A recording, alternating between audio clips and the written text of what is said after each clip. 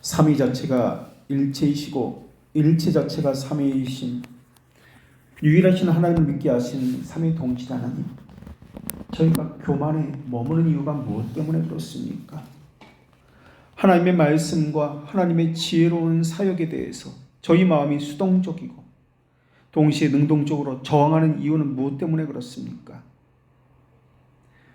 선포되는 말씀이 새겨 놓으려고 하는 것들을 받아들이지 않고 하나님 명령에 순종하지 않으며 크고 강력한 은혜의 수단이 있음에도 불구하고 부패한 모습 그대로 있으려고 하고 움직이지 않으며 순종하지도 않으려는 마음은 어디서 온 것입니까? 원래부터 저희 것이었습니까? 아니면 저희 것이 아닌 낯선 것이고 외부에서 도둑처럼 갑자기 들어와서 저희를 사로잡은 것입니까? 원래부터 저희 것이라면, 또 외부에서 들어와 저희를 사로잡은 것이라면 그것은 왜 그렇게 된 것입니까? 저희가 저희 자신을 기쁘게 내어준 것입니까? 아니면 저희 의지와는 상관없이 강제로 그 죄가 저희 영혼을 강탈해 간 것입니까? 저희는 왜 하나님을 원치 않는 대적을 하고 있는 것입니까? 저희는 왜 불순종하며 교만하며 하나님 세우신 질서를 붕괴하고 하나님의 나라의 하나됨과 평안을 깨뜨려 하는 것입니까? 저희는 왜 알미니안처럼 결정권이 내게 있다고 말하고 있는 것입니까? 저희는 왜 자기 문제, 자기 상황에 의해서 움직이고 있는 것입니까? 하나님은 죄를 금하고 하나님이 명하신 의무를 행하게 하셨건만 하나님을 거슬려 마음을 닫고 있는 강팍함이 깨어지게 하시었고, 하나님 말씀이 저희 심정에 새겨져 율법의 위협과 양심의 고소를 느낄 수 있게 하여 주시옵소서. 작은 침이 찌르는 것을 느낄 수 없는 사람이라 할지라도 칼이 찌르는 것을 느낄 수 있으며 죄로 인해 흘리는 피와 고통을 마주 대할 수 있사오니 그로 인한 고통과 쓰라린 상처와 사망의 공포가 저희를 깨워서 저희가 어디로 가야 하며 무엇을 의지해야 하는지 주님께서 내민 손을 붙들게 하여 주시옵소서. 저희는 저희 영혼에 대한 모든 치료책을 거부하고 있습니다. 그 유일한 치료책을 거절하면 저희가 가야 할 곳이 한 군데 외에는 없을 것입니다. 하나님의 심판대 앞에서 영원히 어떤 일이 생길지 아직 시간이 있고 하나님의 자비가 남아있는 이 동안에는 생각하게 하시옵고, 가고 있는 길에서 돌이켜 좁은 길, 바른 길로 걷게 하여 주시옵소서. 평안과 기쁨을 얻게 되길 원하오며 길이요 진리이신 예수 그리스도 이름으로 기도합니다. 아멘.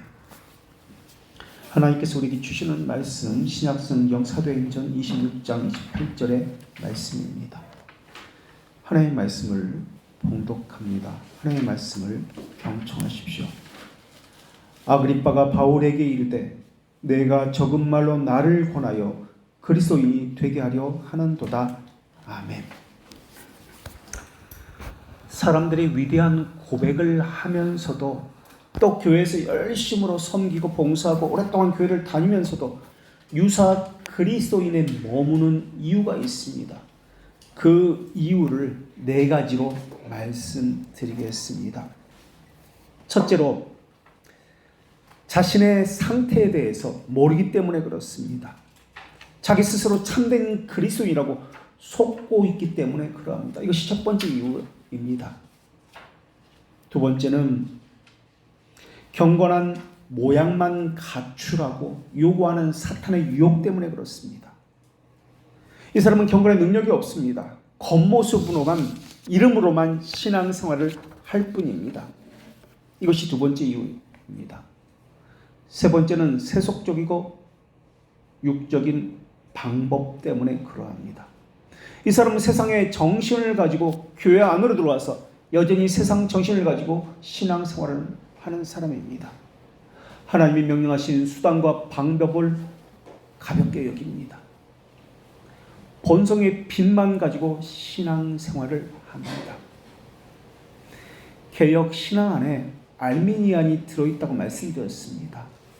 알미니안이 그렇게 개혁 신앙인 줄 알고 참된 신앙인 줄 알고 그렇게 그렇게 신앙생활하고 있는 것이 바로 이 세 번째입니다.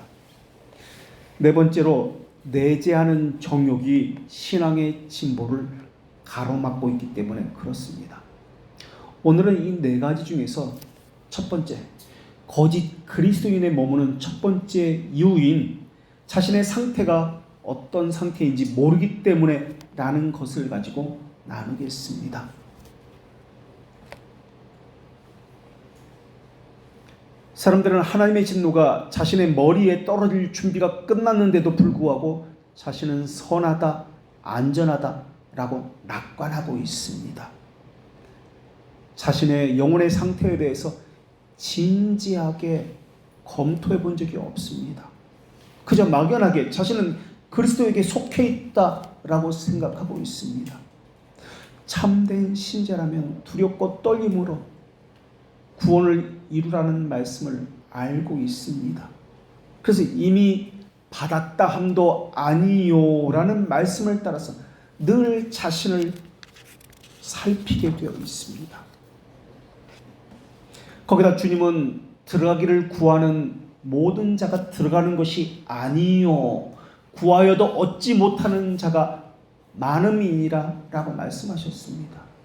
그런데 사람들은 자기가 구했기 때문에 하늘에 속한 자라고 생각을 합니다. 거기다 자기는 좁은 길을 걷는 사람이라고 생각을 합니다. 자기처럼 신실한 사람이 어디 있냐고 생각합니다.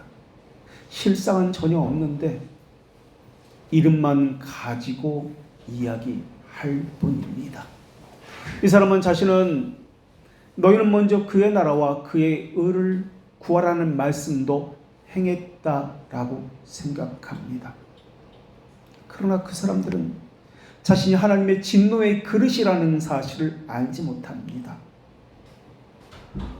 버려진 사람들은 자신이 죄인이라는 사실이 심정에 크게 와닿지 않습니다. 자신이 죄인이라는 고백을 한다 할지라도 허공에 붕 떠 있는 그저 문자적인 표면적인 말에 불과할 뿐입니다. 자기 죄에 대해서 심각하게 생각해 보지 않습니다. 고통스러움이 없습니다. 눈물을 흘리면서 절망해 보지 않습니다. 자신의 존재에 대해서 부정하고 싶은 강렬한 슬픔이 없습니다. 자기 죄에 대한 뼈저린 인식 자체가 없습니다. 그저 막연한 것만 있습니다. 잘해야 양심의 찔림 정도, 그것이 전부입니다. 그러나 그 사람이 하나님의 자녀라면은 자기가 받으려는 은혜 어떤 것보다도 자신의 죄를 더 주목하게 될 것입니다. 그 사람이 만약 하나님의 자녀라면은 자신이 가진 믿음보다도 자신의 타락과 부패에 대해서 더 깊이 생각하고 통감할 것입니다. 그 사람이 만약 하나님의 백성이라면 새롭게 하시는 은혜보다도 자기 안에 내재해 있는 죄에 대해서 더 깊이 슬퍼할 것입니다. 그래서 그 사람은 실제로는 매우 착한 사람인데 자신은 매우 악하다고 할 것입니다. 마치 바울처럼 말입니다. 그러나 죄인은 이것과는 반대로 생각합니다. 자신의 죄는 거의 인식하지 못합니다. 자기 행위를 보고 자기가 하나님을 갈망한다는 것을 보고 자신의 이름이 생명책에 기록되어 있을 것이라고 확신합니다. 우린 여기서 배도자들의 기록 공통점들을 발견할 수 있습니다. 그들은 이것도 했다, 저것도 했다. 자기 성품, 자기 감정, 자기 행위, 자기 갈망, 소원, 자기 기도, 자기가 얼마나 하나님을 사랑했는지 자기를 생각한다는 겁니다. 가난한 마음이 무엇인지 모릅니다. 자기 부인이 무엇인지 모릅니다. 하나님을 향한 감정, 갈망, 이런 행위를 가지고 자신을 대단한 존재로 여기고 자신이 속이는 것이 아주 흔한 일인데도 속고 있다는 것조차 모르고 있습니다. 그런 사람은 하나님에게 이방인에 불과한데도 자신이 그리스도 안에서 얻게 될 이익을 생각하면서 자신을 높이고 있습니다. 거기다가 그 사람들은 이미 자신의 모든 죄가 용서받았다고 생각하고 있습니다. 그 사람들은 진지하게 회개해 본 적이 없습니다. 자신의 죄에 대해서 고통스러워 해본 적이 없습니다. 그들의 생각은 악독이 가득하며 불의에 메인 바 되었도다 라는 하나님의 말씀을 전혀 생각해 본 적이 없습니다. 어떻게 10,000달란트 되는 이 평생 갚지도 못할 빚을 몇십 조의 그 빚을 모두 탕감받았다고 생각하는지 모르겠습니다. 정말 탕감받은 사람이라면, 죄들의 용서를 받은 사람이라면 그렇게 자기를 자랑할 수가 없습니다. 자기를 신뢰할 수가 없습니다. 탕감해준 하나님 앞에서 머리를 들 수가 없습니다. 무조건적 순종 외에는 할 수 있는 것이 아무것도 없습니다. 참된 신자의 거룩함은 행위에서 비롯된 것이 아니라 겸손한 믿음에서 비롯됩니다. 믿음 없이는 하나님을 기쁘게 하게 할 수 없기 때문에 그렇습니다. 성경에서 믿음은 다른 말로 로마서에서도 그렇고 겸손한 순종이라고 표현되고 있습니다. 바울은 이것을 내가 그리스도와 함께 십자가에 못 박혔나니 라고 고백을 했습니다. 그들은 이렇게 말합니다. 그런즉 이제는 내가 사는 것이 아니요 오직 내 안에 그리스도께서 사신 것이라. 그 사람들은 하나님의 나라인 교회를 위해서 삽니다. 하나님의 영광을 위해서 사는 사람들입니다. 이것을 통해서 그 사람들이 그리스도에게서 비롯되었다는 사실을 확증합니다. 늘 겸손하고 늘 순종적입니다. 항상 자신의 생각, 자신의 판단, 자신의 행동이 하나님의 나라를 세우는 것인지 허무는 것인지 묻고 있습니다. 사람들은 자신들이 은혜를 받았다라고 생각합니다. 이전에 하나님을 만났다라고 생각합니다. 그러나 정작 아무것도 내놓을 것이 없습니다. 받은 것도 없습니다. 솔로몬은 이렇게 말했습니다. 스스로 부한체하여도 아무것도 없는 자가 있도다 라고 말입니다. 이것이 라오디게아 성도들의 마음이었습니다.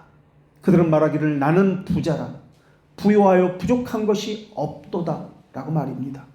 그러나 그들은 곤고한 것과 가련한 것과 가난한 것과 눈먼 것과 벌거벗은 것을 알지 못했습니다. 자신의 상태에 대해서 알지 못했습니다. 자신은 그저 상태가 좋은 것이라고 했지만 알지 못하였도다 라는 말씀처럼 실상은 자신이 얼마나 악한지 실제로 얼마나 가난한지 알지 못했습니다. 그들은 자신을 부자라고 생각했습니다. 은혜에 대해서는 얼마나 빈곤하고 가련한지 알지 못했습니다. 그들은 자신에게는 아무것도 필요가 없다고 생각했습니다. 벌거벗은 것을 알지 못했기 때문에 그렇습니다. 이러한 생각을 하게 된 데에는 몇 가지 근거가 있는데 여기서 5가지로 말씀드리겠습니다. 자신의 상태에서 이들은 모릅니다. 자신의 상태에서 모르는 첫 번째 이유는 자신의 거짓된 마음이 자기 자신을 기만하기 때문에 그렇습니다. 하나님 만물보다 거짓되고 심히 부패한 것은 사람의 마음이라고 하셨습니다. 여기서 거짓되다라는 히브리 단어가 야곱이라는 단어입니다. 야곱이라는 단어는 거짓되다, 사기치다, 교활하다, 속이다 라는 의미를 가진 단어입니다. 야곱은 에서를 자주 속였습니다. 에서가 이렇게 이야기합니다. 그의 이름을 야곱이라 함이 합당하지 아니하나이까. 그가 나를 속임이 이것이 2번째이나이다. 회심하지 않은 사람의 마음속에는 속이는 마음이 있습니다. 혀의 기만에 대해서 읽어보셨을 것입니다. 우리말에는 항상 거짓과 위선이 섞여 있습니다. 무엇을 해도 자기 방어적으로 자기에게 유리하게 이야기합니다. 그러나 회심한 사람은 그렇게 이야기하지 않습니다. 자기 양심의 티끌마저 살피는 사람이기 때문에 하나님의 앞에서 심판대 앞에서 선 것처럼 그들은 이야기합니다. 그래서 항상 자신을 죄인이라고 이야기합니다. 그러나 거짓된 마음은 자기를 낮추는 법이 없습니다. 자신을 죄인이라고 이야기하지 않습니다. 재물에 속이는 것과 아름다움에 속이는 것에 대해서도 들어보셨을 것입니다. 이 모든 것들보다 마음의 거짓됨은 더 거짓되고 악합니다. 사탄의 기만에 대해서도 속이는 것에 대해서도 읽어보셨을 것입니다. 그러나 사람의 마음은 사탄의 거짓보다 더 거짓됩니다. 사람의 마음이 자기 자신을 속이지 않는다면 사탄도 그 사람을 결코 속일 수 없기 때문에 그렇습니다. 그렇기 때문에 사람이 자신의 신앙 상태가 좋다라고 가정하는 것은 거짓된 마음의 기만에서 나온 것입니다. 그들은 자신을 죄인이라고 말하지는 않습니다. 물론 겉으로는 죄인이라고 이야기합니다. 그러나 실상 속으로는 자신을 의인이라고 이야기합니다. 나는 저들과 달라서 라고 생각합니다. 여러 가지 이유를 댑니다. 그리고 틀림없이 구원받은 백성이다 라고 이야기합니다. 자신은 다른 사람들과 달라서 가식과 허례를 행하지 아니하고 자유가 있는 믿음을 가졌다라고 생각합니다. 그러나 하나님께서 하시는 잠언 28장 26절의 말씀을 그들은 들어야 합니다. 자기의 마음을 믿는 자는 미련한 자요 지혜롭게 행하는 자는 구원을 얻을 자니라. 하나님의 자녀인 사람들은, 하나님의 은혜 언약에 참여한 사람들은 행하기를 힘쓰지만은 그것을 자기 공로라고 여기지 않습니다. 오히려 많은 것을 행하고도 나는 무익한 종이다 라고 자신을 하찮게 여깁니다. 무슨 대가 원하는 것이 없습니다. 하나님 나라가 잘 되면 이것이 가장 큰 기쁨입니다. 이 사람은 내 주인의 즐거움에 참여할지어다 라는 말씀을 이 땅에서도 행하는 사람입니다. 교회가 잘 되기를 가장 소망합니다. 그러나 이 땅에는 거짓된 자들이 많습니다. 하나님의 말씀을 사모하지 않습니다. 주인이신 하나님을 섬기지도 않고 그 말씀에 순종하지도 않으면서 입으로는 주여 주여 라고 부르고 있습니다. 이들은 하나님의 말씀을 진지하게 살피지 않습니다. 그 진리로 인도함 받기 위해서 끊임없이 겸손하게 말씀으로 자신을 살펴 기도해야 하는데 이것이 없습니다. 무엇을 근거로 자신이 구원받은 백성이라고 생각하는지 모르겠습니다. 십자가의 구속을 가지고 말을 한다면 그것은 믿는 자에게 해당되는 것이지 모든 사람에게 해당되는 말은 아닐 것입니다. 믿는 사람이라면 주님의 기쁨에 이르기까지 자신을 살필 것입니다. 하나님과 사랑에 빠진 사람은 순종이라는 열매를 맺습니다. 그런데 어떻게 불순종 가지고 자신에게 믿음이 있다라고 말하는지 모르겠습니다. 이전에는 열심이 있었습니다. 믿음이 있었습니다. 지금은 열심도 믿음도 없는 것처럼 보이지만은 믿음은 사라진 것이 아니라 있는 것입니다. 다만 숨겨져 있을 뿐입니다. 이렇게 이야기하는 사람도 있습니다. 이전에는 열심이 있었다. 이전에는 믿음이 있었다고 말입니다. 다만 지금은 숨겨져 있을 뿐이다.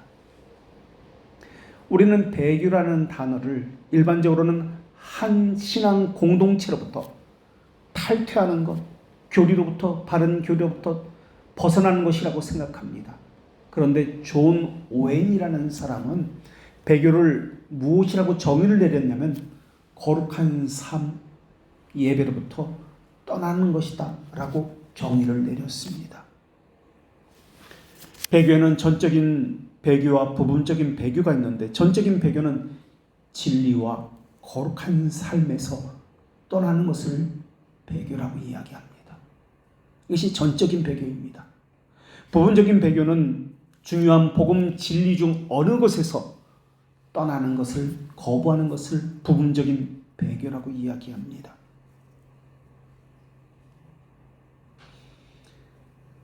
말씀 선포와 함께 복음 진리가 그 사람을 변화시키려고 그 사람의 양심을 파고 깊숙이 들어갑니다. 이때 양심에 찔림과 함께 성령님은 말씀에 대한 순종을 요구하십니다. 그래서 참된 신자는 이 말씀을 수용하여서 기쁨으로 순종합니다. 그러나 거짓된 신자는 그렇게 하지 않습니다. 마음에 도사리고 있는 적대감이 슬그머니 일어납니다. 순종하도록 요구하는 말씀에 대해서 맹렬하게 대적합니다. 그래서 아예 말씀 듣기를 차단해버립니다. 물론 사람의 설득이나 이성과 같은 다른 여러 가지 이유로 복음을 받아들이고 순종할 수도 있습니다. 그러나 본성에 의해 순종하는 것은 오래가지 못합니다. 비바람이 불고 시험이 오면 바위에 떨어진 씨알처럼 금방 시들어버리고 말라버립니다. 진리를 가르치고 영적 조명으로 그 진리를 깨닫게 해주시고 그것을 적용케 하시는 것은 하나님께서 자기 백성을 배도로부터 지켜주시기 위한 하나님의 지혜로운 방편입니다. 그러나 죄에 사로잡힌 사람은 이것을 거부합니다. 난 이미 복음 교리를 충분히 알고 있다. 이미 나는 구원받은 사람이다. 라는 이러한 마음이 가득 차 있습니다.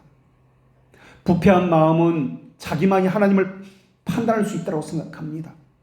절대적인 존재라고 자기를 생각하기 때문에 사탄처럼 자기를 높입니다. 항상 내가 중심에 있습니다.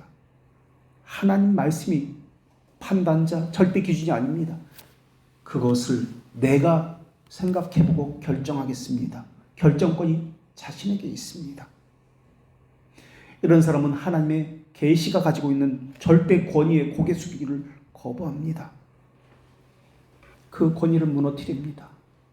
무엇이 진리이고 선인지는 자기가 결정하고 판단합니다. 아무리 그것이 성경에 명시된 것이고 영적 선과 덕을 위한 것이라 해도 내가 할지 말지를 내가 결정합니다. 하나님의 말씀이 주권을 갖는 것이 아니라 자기가 진리의 판단자이고 주권자입니다. 이것이 알미안입니다.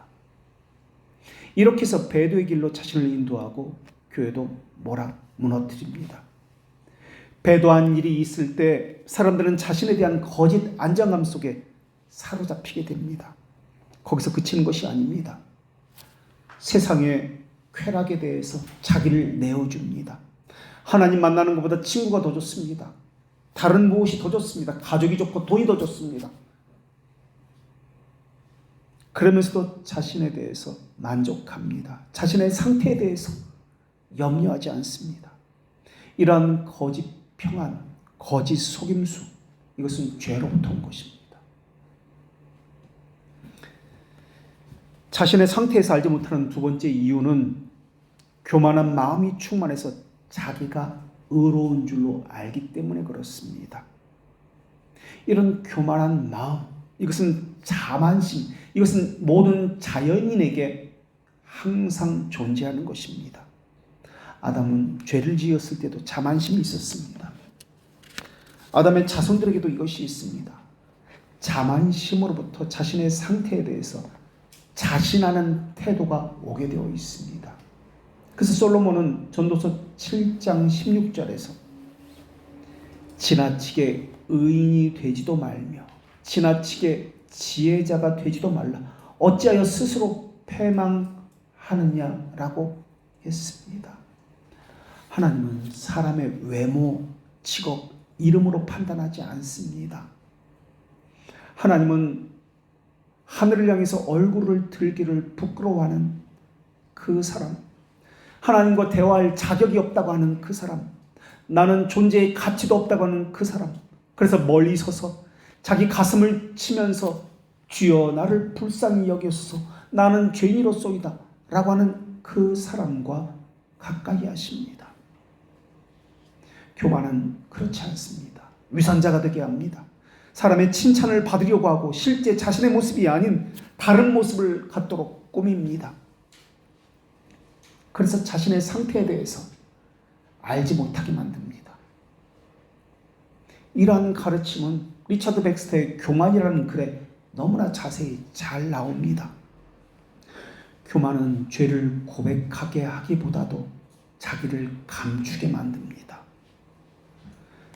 교만은 사람들의 좋은 평가를 받으려고 아첨꾼이 되게 만들고 현세적이 되게 만들어서 사람들에게 기쁨을 요구합니다. 사람들에게 교만은 내 자신은 탁월한 사람이다 라는 칭찬을 받기를 원합니다. 그래서 칭찬을 위해서 필요하다면 하나님을 모욕하기도 하고 폭력적이기도 합니다. 교회를 무너뜨리기도 합니다. 그래서 교만은 하나님에 대한 의무조차 무시합니다. 교만은 하나로 묶고 화평케 하는 일을 절대 하지 않습니다. 교만은 분쟁을 일으키는 죄입니다. 그래서 교만에 빠진 사람들은 자신이 살고 있는 사회와 공동체에서 선동가가 됩니다. 그런 사람들과 조용히 사는 것은 불가능합니다. 항상 교만이 있는 곳에 논쟁이 일어나고 분쟁이 일어나고 갈리는 일이 일어납니다. 교만한 사람은 항상 교만과 함께 어울려 다닙니다. 교만이 있는 곳에는 고통받는 일들이, 갈리는 일들이 항상 나타납니다. 그래서 교회가 깨어지고 하나됨이 사라집니다. 더 잘 사용될 수 있는 시간이 얼마나 교만으로 인해서 허비되는지 모릅니다. 교만은 다른 죄들을 자극하고 부추기는 가장 매력적인 죄입니다. 그래서 다른 죄를 부추기는 죄와 함께 자신을 과시하게 합니다. 교만한 사람은 하나님이 인정하는 의의가 하나도 없는데도 자기가 자기를 인정하는 의의는 차고도 넘칩니다. 교만한 사람은 자신의 취함보다도 자신의 아름다움을 보는 눈을 가지고 있습니다. 이들은 가식적인 의는 보지 못하지만, 자신의 비참함은 보지 못하지만 자신의 아름다움, 자신의 자랑할 것, 자신의 어떤 행위를 바라보는 탁월한 눈을 가지고 있습니다. 다른 사람들에게 깎아내릴 수 있는 그런 탁월한 눈을 가지고 있습니다. 교만한 눈은 위를 바라봅니다. 그러나 겸손한 눈은 자기를 바라보고 아래를 바라본다는 특징이 있습니다.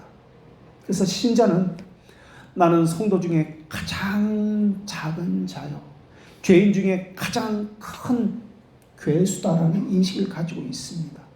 그러나 육적인 사람의 모토는 나는 다른 사람과 같지 아니함으로 하나님께 감사하나이다 라고 이야기합니다. 나는 저런 사람들과 다르게 탁월합니다. 나는 죄에서 자유함이 있습니다 라고 이야기합니다. 그러나 기억하십시오. 하나님은 교만한 자를 가장 미워하시고 가장 멀리 하십니다. 그들의 기도를 듣지 아니하십니다. 교만을 버리지 않는다면 하나님께서는 그러한 사람들과 교제하지 않으실 것입니다. 교만은 마음을 어둡게 합니다. 자신을 신뢰하는 자만을 견고하게 쌓고 있습니다. 이런 사람들은 새로운 의견에 뛰어들기를 좋아합니다. 그것을 이해하기도 전에 하나님의 말씀에 대항해서 싸움을 하게 만듭니다. 자신이 이해하기 어려운 것이 있을 때는 자신의 어둡고 준비되지 않은 마음을 살피는 것이 아니라 그 말씀의 진리성을 의심하고 봅니다. 교만한 사람은 자기가 얻지 못하는 것을 얻지 못했을 때 고통스러워하고 괴로워합니다. 이것은 신자가 갖는 고통이나 절망감과는 다른 종류의 고통입니다. 이들은 아무리 채워도 채우지 않는 허영이 있습니다. 허황된 꿈을 꿉니다. 그래서 늘 자신을 괴롭힙니다. 자기 생각이 이루어지지 않기 때문에 실망하고 좌절하고 고통스럽습니다. 자기가 받지 못하는 칭찬, 다른 사람보다 더 높임을 받지 못하는 것 때문에 더 고통스러워합니다. 그래서 숨겨져 있는 감정을 깨워서 복수심을 폭발합니다. 이것이 거짓 그리스도인의 머무는 두 번째 원인입니다. 세 번째로, 자신의 상태에 대해서 알지 못하는 사람의 특징 세 번째는, 거짓된 이들은 일반 은혜를 특별 은혜로 착각한다는 특징이 있습니다. 사람들이 위조 지폐를 진짜 지폐로 착각하는 것처럼 일반 은혜를 구원받은 참된 은혜라고 오해하고 있습니다. 사울은 귀신이 사무엘의 모습을 하고 있었기 때문에 그 귀신을 보고 사무엘이라고 착각했습니다. 마귀도 겉으로는 광명의 천사로 우리 앞에 나타납니다. 이렇게 많은 사람들이 일반 은총을 가지고 이 일반 은총이 구원의 은혜를 닮은 것이 많이 있기 때문에 이 일반 은총을 구원 은혜라고 생각하면서 자신이 받은 일반 은총을 구원받은 은혜라고 생각하고 있습니다. 말씀을 깨달았다. 마음에 큰 울림이 있었다. 신비 체험을 했다. 병고침을 받았다. 한다 할지라도 구원 은혜가 아니라는 것을 지금까지 예를 들어서 20가지로 말씀드렸습니다. 그런데 이들은 새로운 깨달음, 새롭게 경험한 어떤 특별한 사실을 가지고 자신이 구원받은 사람이라고 생각합니다. 이것은 일반 은혜로 주어진 것인데 그것을 성령님이 주신 특별 은총이라고 생각합니다. 그러나 여기서 우리가 알아야 할 것이 있습니다. 일반 은총은 본성을 부추기지만 구원받은 은혜는 본성을 새롭게 한다는 사실입니다. 이 말의 의미는 일반 은총을 받은 사람은 순종으로 열매가 이어지지 않는다는 것입니다. 머릿속에만, 감정 속에서만 머뭅니다. 그러나 구원의 은혜는 믿음의 열매들을 맺히기 시작합니다. 생명이 그 안에 있기 때문에 그렇습니다. 그렇기 때문에 아무리 신비체험을 한다 할지라도 일반 은총은 순종하는 지식, 의지의 변화가 없습니다. 의지의 변화가 없고 순종하는 지식이 없다면 그것은 일반 은총에 불과합니다. 효과적 부르심과 복음적 부르심은 엄연히 다릅니다. 그런데 거짓 등자들은 이 복음적 부르심만 가지고 특별한 은총을 받았다, 효과적 부르심을 받았다라고 생각합니다. 효과적 부르심을 받은 사람은 순종합니다. 자기를 부인하고 낮춥니다. 자신의 비참함에 대해서 철저하게 고백하며 이런 인식으로 인해서 하나님 앞에서 가슴을 치면서 나는 죄인으로소이다라고 이야기합니다. 효과적 부르심을 받은 사람은 대귀리 문답 67문에서 가르치고 있는 것처럼 의지가 갱생됩니다. 자발적으로 하나님과 교제합니다. 이것을 즐거워합니다. 이것이 우리의 신앙 고백서와 교리 문답서가 우리에게 가르치고 있는 효과적 부르심의 특징입니다. 그런데 이들은 일반 은총만 가지고 자신을 특별 은총을 받은 사람이라고 이야기합니다. 순종도 없습니다. 하나님에 대한 간절한 교제도 없습니다. 다른 작용을 취해서 자신을 속이고 있습니다. 이것이 자기 상태를 알지 못하는 사람들의 세 번째 특징입니다. 네 번째로 외식자인 그들은 거듭난 표인 참된 회심의 표보다도 겉으로 드러난 외적 개혁에 관심을 가집니다. 그들은 내적인 거듭남의 표지가 아니라 외적인 개혁을 가지고 이야기합니다. 프로그램을 바꾼다, 교회를 옮기면 좀 나았겠지 같은 외적인 것을 가지고 이야기합니다.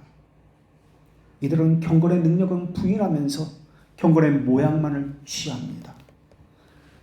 자기 마음에는 하나님의 법을 철저하게 적용하지 않습니다. 한다 할지라도 이성의 틀을 가지고 합당한 것만 취할 뿐입니다. 자신의 처한 부패와 조건에 맞추어서 적용하기 때문에 그렇습니다. 이것이 자신의 상태를 알지 못하는 사람의 네 번째 특징입니다. 자신의 상태에 대해서 알지 못하는 사람의 특징 다섯 번째는 하나님의 율법을 자신의 부패한 마음과 양심에 통렬하게 적용하지 않습니다. 로마서 7장 9절 말씀처럼 내가 전에 율법을 깨닫지 못했을 때는 내가 살았더니 라고 합니다. 내가 전에 율법을 깨닫지 못했을 때 내가 살아 있었다.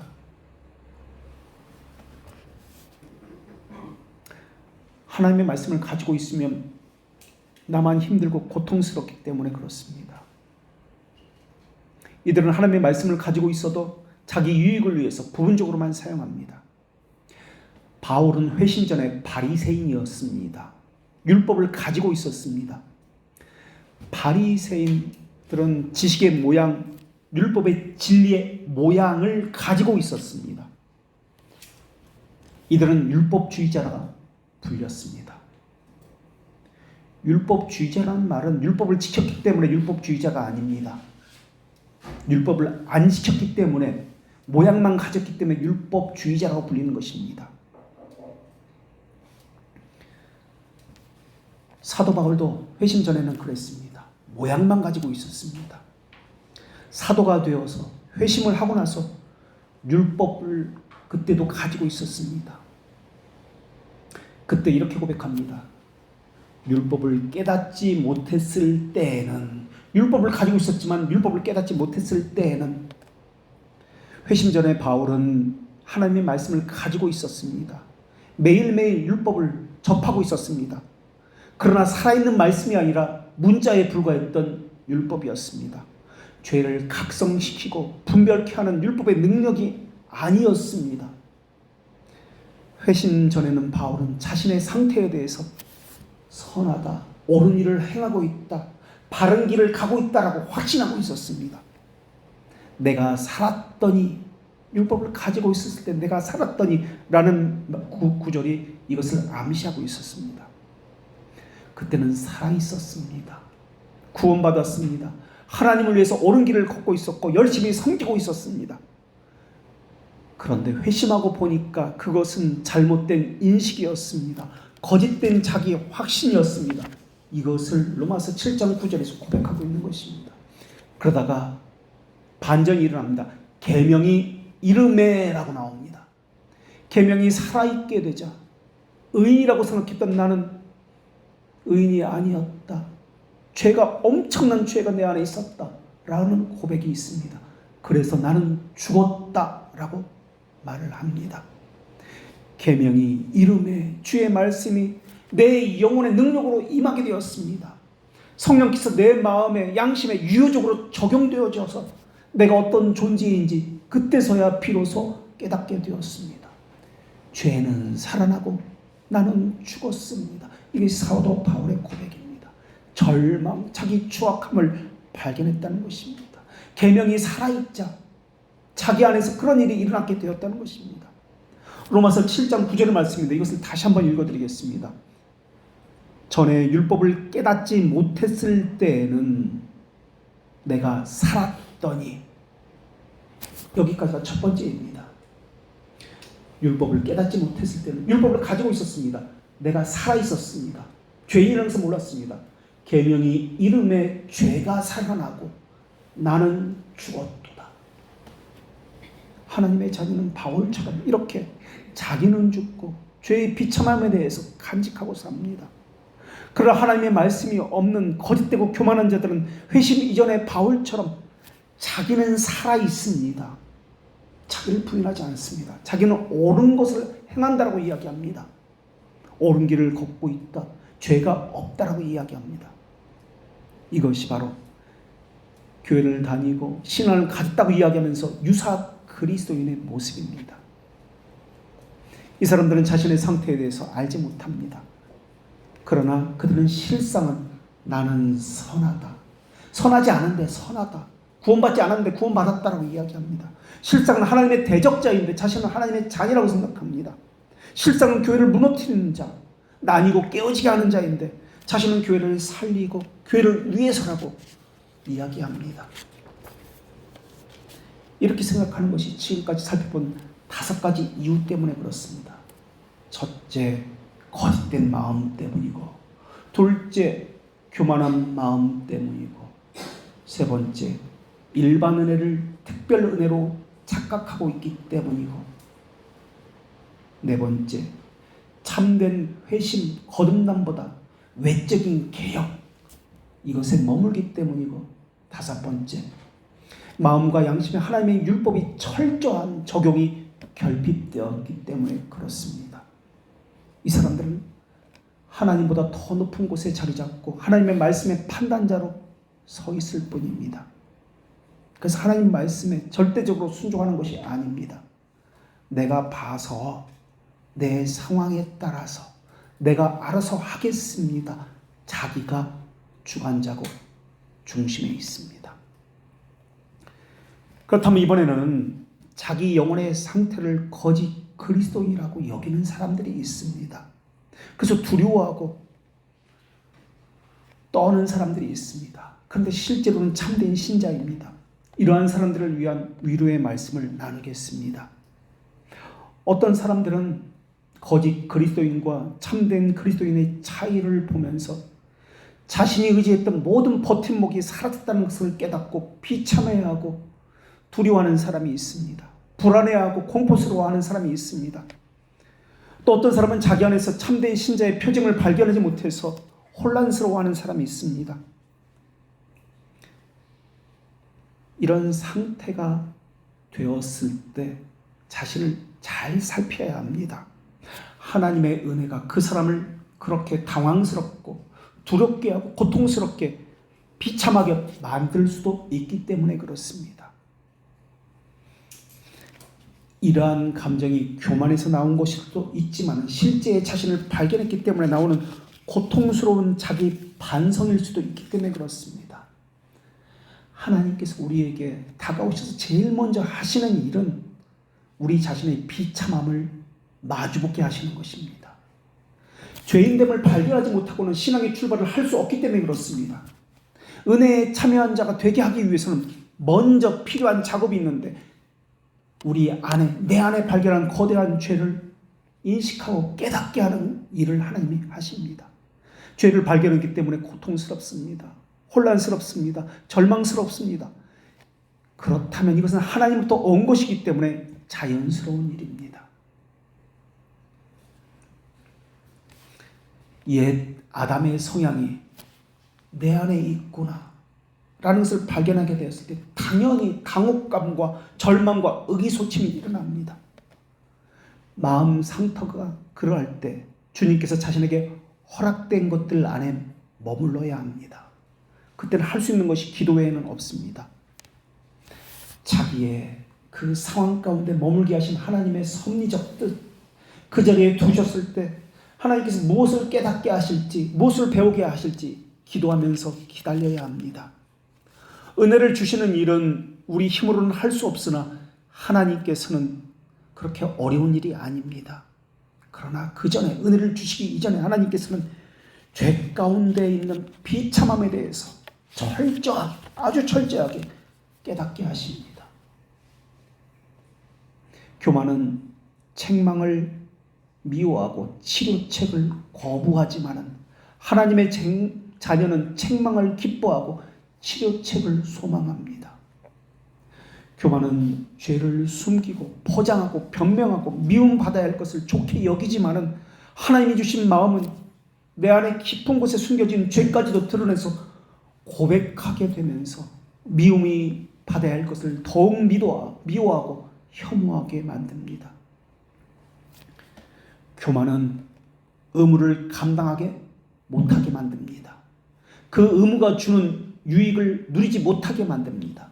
그러나 은혜에 참여한 사람은 자기 감정이 어떠하든지 자기 상황이 어떠하든지 마땅히 해야 할 의무를 행하기를 당연하게 여기며 자기 상황과는 상관없이 의무가 주는 유익을 누리고자 합니다. 교만한 사람은 자기는 건강하기 때문에 문제가 없기 때문에 매일 먹어야 하는 영혼의 약은 필요 없다라고 생각합니다. 이런 일을 하는 것은 필요 이상으로 야단 법석을 떠는 것이라고 생각합니다. 그러나 하나님을 아는 사람은 자기는 병들고 죽어가는 사람이기 때문에 자기 영혼을 치료하는 약을 매일매일 먹어야 한다고 생각합니다. 하루라도 먹지 않으면 자기는 죽을 수밖에 없다고 생각합니다. 그래서 겸손한 영혼은 설교를 듣고 자신의 의무를 감당해야 한다는 강력한 필요를 느낍니다. 그러나 교만한 사람은 마음을 더욱 강팍하게 하고 자기 심정에 설교가 들어오지 못하게 가로막습니다. 그러면서 들어도 들을 것이 하나도 없네, 적을 게 하나도 없네 라고 생각합니다. 설교는 설교자의 말, 그 글, 문자를 그대로 받아 적는 것이 아닙니다. 자기에게 말씀하시는 하나님의 말씀을, 음성을 받아 적는 겁니다. 그래서 어느 땐 설교 내용과는 전혀 상관이 없이 다른 것이 우리의 노트에 기록될 경우가 많이 있습니다. 겸손한 사람은 그날 들은 설교를 다 깨닫지 못했다면, 다 깨달을 수가 없습니다. 당연합니다. 다 깨닫지 못합니다. 겸손한 사람은 그 깨닫지 못한 설교를 부여잡고 다시 듣고 또 다시 듣고 찾아보고 연구하고 자기 것으로 만들려고 노력을 합니다. 그러나 교만한 사람은 자기 영혼을 살려고 다가오는 말씀을 원망하고 분노하고 배척합니다. 겸손한 영혼은 자기 주어진 의무를 감당하고 그 유익을 누리고 싶어 합니다. 그 안에서 하나님을 만나고 싶어 합니다.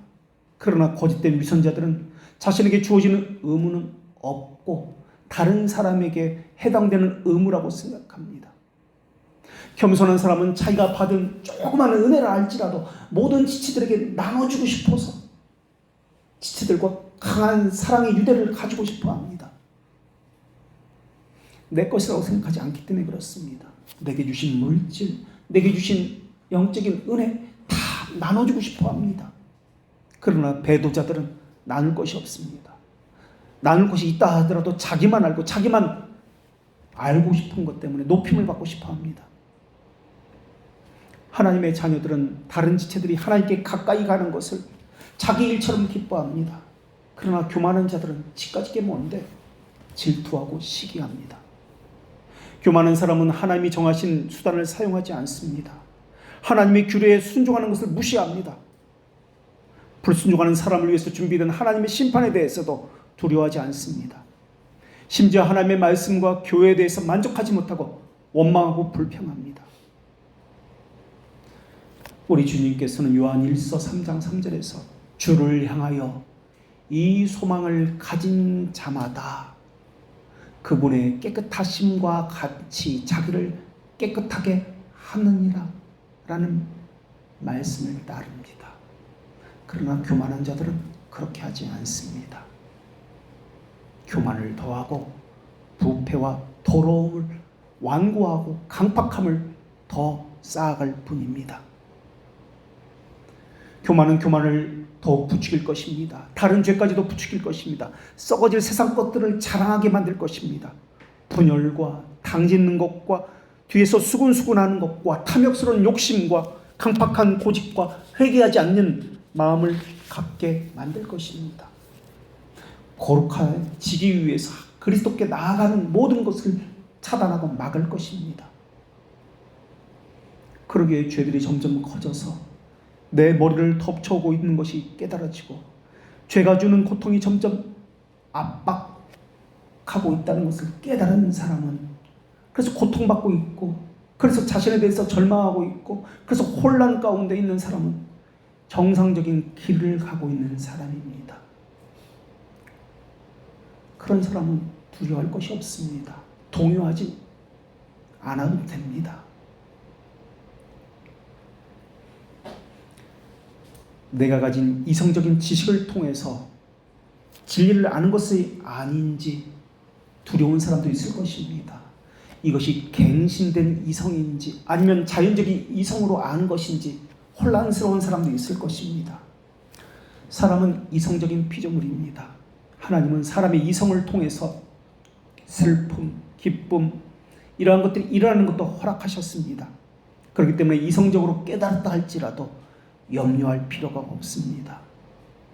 그 지식과 깨달음이 의지에 영향을 미치고 있다면 말입니다. 그러나 그 깨달음이, 그 지식이 머리에만 머물고 잠시 후에 흩어져 버린다면 두려워해야 하는 것이 마땅합니다. 하나님은 말에 관한 것이 아니라 삶에 관한 경건의 모양이 아니라 경건의 능력에 대해서 역사하시기 때문에 그렇습니다. 자기 의지가 무엇에 영향을 받고 있는지 살펴보십시오.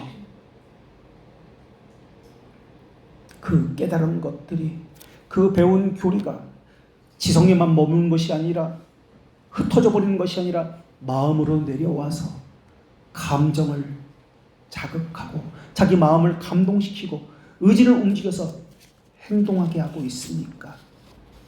그렇다면 그런 이성, 그런 감정은 정상적인 것이고 바른 것입니다. 그렇게 행하고 있다면 염려하거나 불안해할 필요가 없습니다. 어떤 사람은 나는 진지한 마음이 부족합니다. 내가 느끼는 영적인 슬픔은 너무나 미약합니다. 나는 감지할 수 없을 정도입니다. 라고 생각하는 사람도 있을 것입니다. 나는 성화가 너무나 더딥니다. 열심도 없습니다. 게다가 나는 아무런 확신도 없습니다. 이런 사람도 있을 것입니다. 그런 사람들에게는 이렇게 말씀드리겠습니다. 감정, 지식, 느낌을 무시해서는 안 되겠지만 자신의 감정, 느낌의 강함과 약함으로 인해 영적 생명의 강함과 약함을 측정해서는 안 된다는 것을 말씀드리고 싶습니다. 어떤 사람은 타고난 기질 덕분에 감정의 영향을 덜 받고 기쁨과 슬픔을 절제할 줄 아는 사람이 있습니다. 그러나 어떤 사람은 감정적인 사람, 기쁨과 슬픔이 걷잡을 수 없이 밀려드는 사람도 있습니다. 만약에 주님께서 누군가를 그러한 방식으로 인도하기를 원하셨다면 그 방식 역시 하나님의 지혜에서 나온 것입니다. 다만 그것이 하나님이 주신 감정, 하나님이 주신 이성인지 아니면 부패한 자기 속에서 나온 이성과 감정인지 분별하고 살펴야 하는 의무는 우리 자신에게 있습니다. 같은 미움입니다. 그러나 비누아스처럼 죄에 대한 미움인지 아니면 반대로 책망의 말씀에 대한 미움인지 그 방향에 따라 이것은 옳은 감정, 옳은 이성 또는 악한 이성, 악한 감정으로 나뉘어질 수 있습니다. 만약 그 사람에게 열의가 없다면, 황폐한 상태에 있다면 하나님에게 많은 위로를 기대할 수 없다는 것만 말씀드리겠습니다. 죄에 대해서 절망하고 있습니까? 자기에 대해서 비참하게 여기고 있습니까? 가련한 죄인이라는 이 절망 가운데 있습니까? 그렇다고 하나님에 대한 의무조차 열정을 갖지 못한다는 것은 잘못된 일입니다. 왜냐하면 자기에 대해서 절망하고 죄에 대한 비참을 가지게 되었을 때 하나님에 대해서는 더욱 열려질 수 있기 때문에 그렇습니다. 평생 갚을지 못할 죽을 죄를 지은 죄인은 하나님의 자비함에 대해서 감사를 표하지 않고는 견딜 수 없기 때문에 그렇습니다. 그렇기 때문에 좌절, 절망, 고통이 있다 할지라도 자신의 영적 상태에 대해서 의심을 가져서는 안 되고 또 자신의 의무, 자신이 해야 할 경건에 대해서 내팽개치고 버려두고서도 안 될 뿐입니다. 확신, 위로는 믿음의 열매일 뿐 믿음의 본질이 아닙니다. 확신이 없어도 위로가 없어도 부지런히 행해야 합니다. 게으름에 빠지지 말아야 합니다. 어떤 사람은 기쁨이 없다고 열이 없는 상태에 머물러 있습니다. 낙심에 빠져서 어디서도 기쁨과 위로를 찾을 수 없다고 힘들어하고 있습니다. 욥을 생각해 보십시오. 감옥에 있는 요셉, 다니엘의 세 친구를 생각해 보십시오. 예레미야는 또 어떻습니까? 사도 바울은 또 어떻습니까? 주님의 뜻에 반하는 방식으로 인도하기를 구하지 않았습니다. 자신의 생각에 따라 이렇게 되어야 한다고 확정짓지도 않았습니다. 저항하거나 반항하지 말고 주님의 손에 붙들린 진흙처럼 유순하게 행하셔야 합니다. 주님의 성령께서 여러분을 되살리기를 구하시고 잠잠히 하나님께서 세우신 그 자리에서 기다려야 합니다. 나는 성화가 부족하고 혼란스럽습니다. 내게는 죄악된 육신이 있습니다. 육신은 큰 죄에 빠져서 너무나 불안정하고 있습니다. 나는 힘을 얻고자 하지만 기도할 수도 없습니다. 나는 항상 게으름과 죄 가운데 빠져서 허우적거리고 있습니다.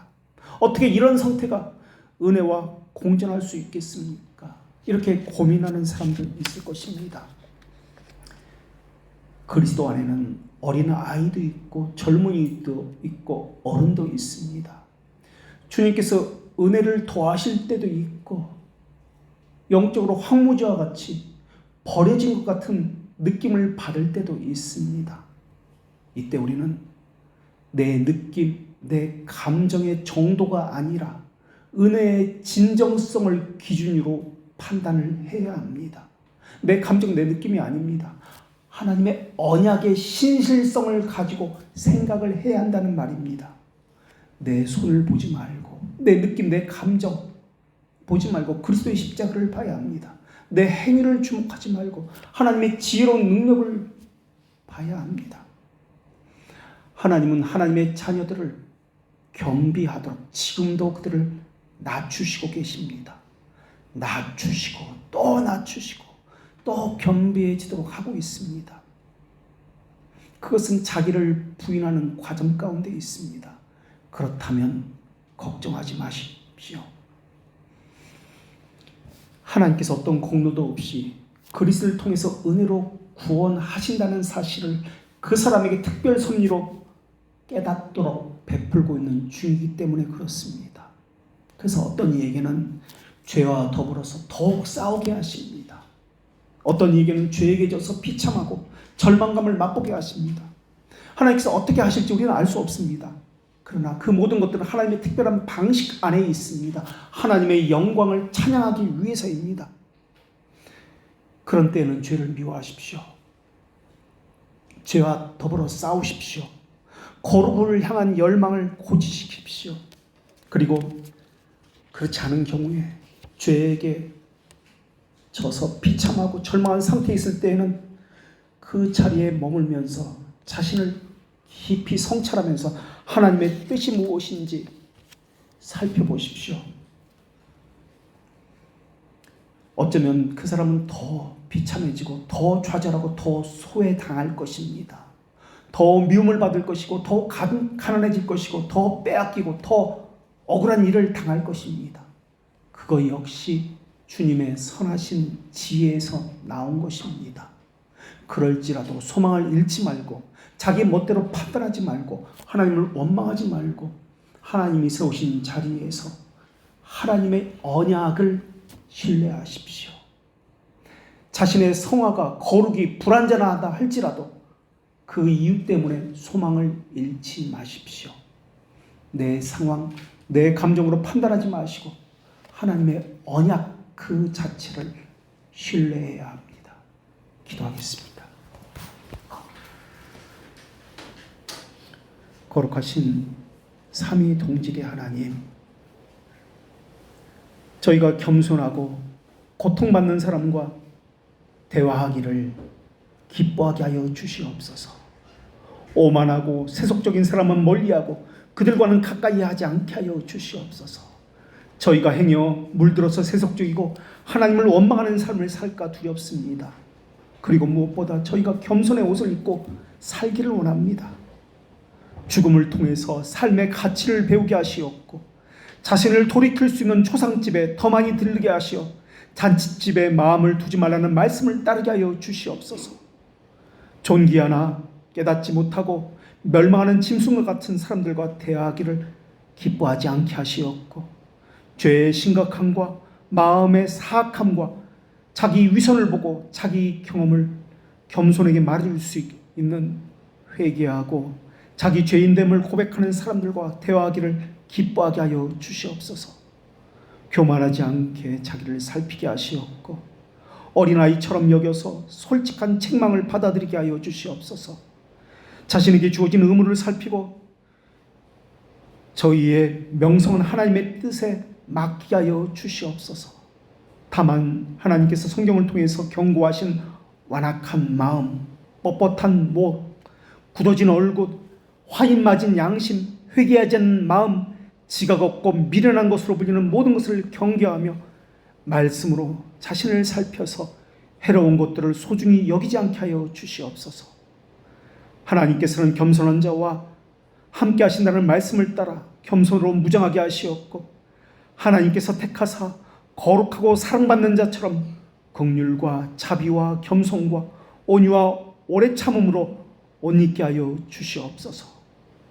불만이 있거든 서로가 용납하여 비춰 용서하되 주께서 너희를 용서하신 것 같이 저희도 그리하게 하여 주시옵고, 하나님의 생명에서 멀어진 사람들에게는 사람의 속임수와 간사한 유혹에 빠져들지 않도록 붙잡아 주시옵고, 마음이 강팍하기 전에 구원의 손길을 그들에게 내밀어서 하나님의 자비하심에게 호소하게 하여 주시옵소서.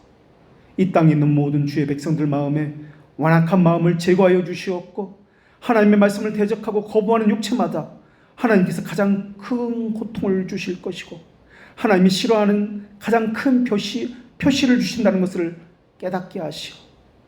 자의 마음을 어떻게 부드럽게 할 수 있는지 배우게 하여 주시옵소서. 하나님 말씀에 순종하는 교회가 되기를 바라면서 교회의 머리가 되시는 예수 그리스도의 이름으로 기도합니다.